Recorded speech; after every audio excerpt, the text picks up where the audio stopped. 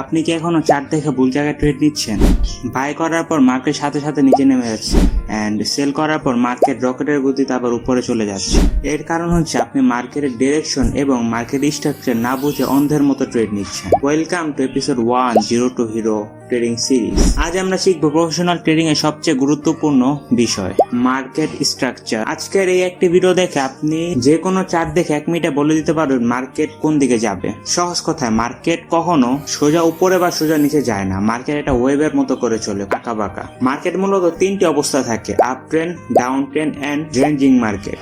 আসুন দেখেন এগুলা কিভাবে তৈরি হয় এবং বড় ট্রেডার এগুলা দেখে কিভাবে ট্রেড নেয়। মার্কেট যখন আপ ট্রেন্ডে থাকে, মার্কেট একের পর এক হায়ার হাই এবং হায়ার লো তৈরি করে। হায়ার হাই, নতুন যে পিক পয়েন্ট থাকে পুরান পিক পয়েন্টকে ব্রেক আউট করে বা তার উপরে থাকে। হায়ার লো, নতুন যে ডিপ পয়েন্ট থাকে তার আগে যে ডিপ পয়েন্ট থাকে তার উপরে থাকে। যতক্ষণ হায়ার লো ব্রেক না করছে ততক্ষণ মার্কেট আপ ট্রেন্ড। এন্ড আমরা যখন মার্কেট আপ ট্রেন্ডে থাকবে আমাদের বায়ের জন্য ট্রেড খোঁজা উচিত। একইভাবে down trend market lower high lower low বানিয়ে নিচে নামতে থাকে। লোয়ার লো, নতুন যে নিচু পয়েন্ট থাকে প্রিভিয়াস নিচু পয়েন্টের থেকে নিচে থাকে।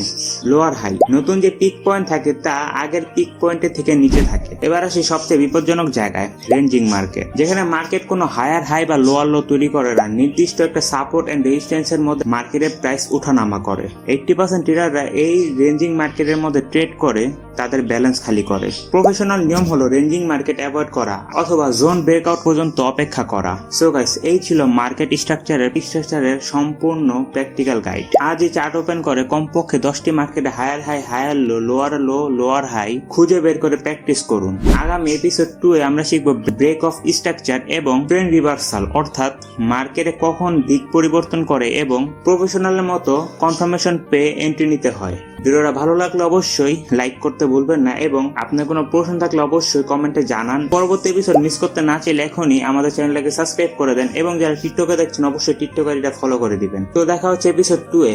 Bye bye.